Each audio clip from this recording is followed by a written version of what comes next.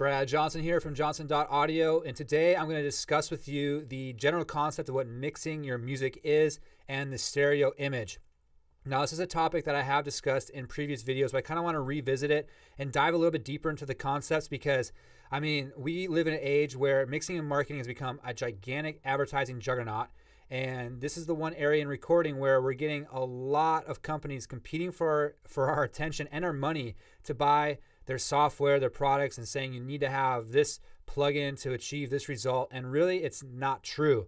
You have all the tools that you need within your DAW to make a good mix. You just need to understand the concepts of the mix and really what it is that you need to listen for. So when it comes to the stereo image, this is the front, back, left, right, and top, bottom between your speakers.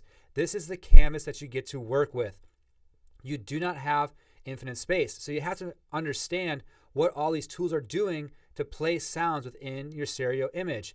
Now, when it comes to front, back, that's volume. The louder something is, the more up front it will be. The quieter it is, the further back it'll be. Just because something's quiet doesn't mean that it's bad. It actually creates depth because you have that separation now. If everything is up front here, not only are you taking up a lot of room within the stereo image, but you're going to have a very flat sounding song. It's not going to sound good.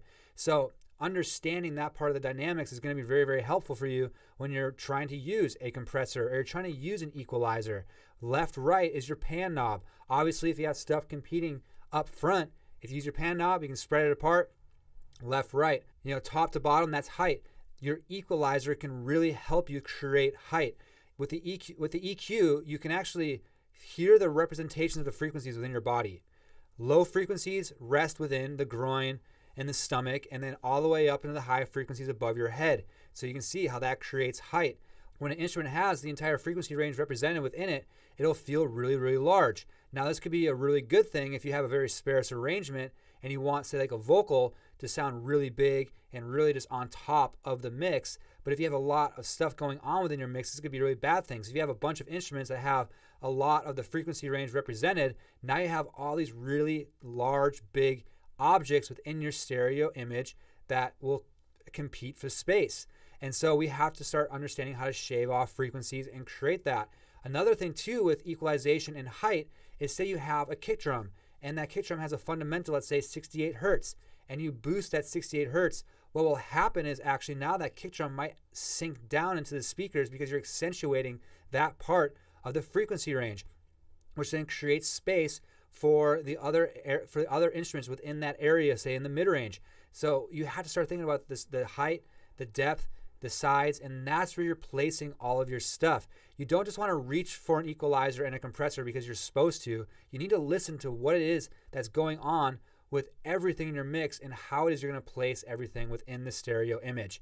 Now, again, front to back, that movement is what a compressor is going to help control. It'll put a compressor on, it'll control that movement. And then you can start using, the attack and the release to start shaping the transient and shaping the sound and maybe push something back or have it pop out a little bit to create that movement. But again, every time you put something onto an instrument, you have to really listen to what's going on in the entire context of the mix or the stereo image, because if you put a saturator on something, now you're adding thickness to it. That thickness will add a nice girth to that sound, but maybe now it's taking up space for something else that you need to hear, and now it's masking. Or if you put the same kind of analog modeled compressor plugin on everything, you're adding in that saturation that plugin creates on everything in the mix, and now you have a problem. If you don't know what to listen for, and you're just throwing it on there because some marketing, mumbo jumbo told you to buy it, and now you're using it on everything, you might start trying to compensate on, say, the stereo bus and equalizer, when really you have a buildup on every single track that's an issue. So we have to think about it. Front, back, left, right, top to bottom. Just because something is far back doesn't mean it's bad. And again, depending on the equalization curve of it too, we hear stuff a lot easier in like the 3.2K range. So you can actually have that quieter and sit back, and it'll actually be very audible because our ears pick that up easier. Unlike the mid-range or low end where you might need to push that out a little more for us to feel it. Now, this is something that is just the general basics of mixing, is that we have a canvas to work with and we have to understand how to place our instruments within it. All right. I hope that helps you. Give me a thumbs up if it does. Give me a thumbs up if it doesn't. I can handle it. If you have any questions about this or you want me to clarify anything, please reach out to me in the comments below. Please hit that subscribe button and hit that bell so you get notifications on all my future videos. To all my other subscribers, I appreciate your continued support. Again, I am Brad Johnson at johnson.audio, where I'm just trying to help you wrap your head around this recording thing and make awesome music. I will see you on the next video. Bye.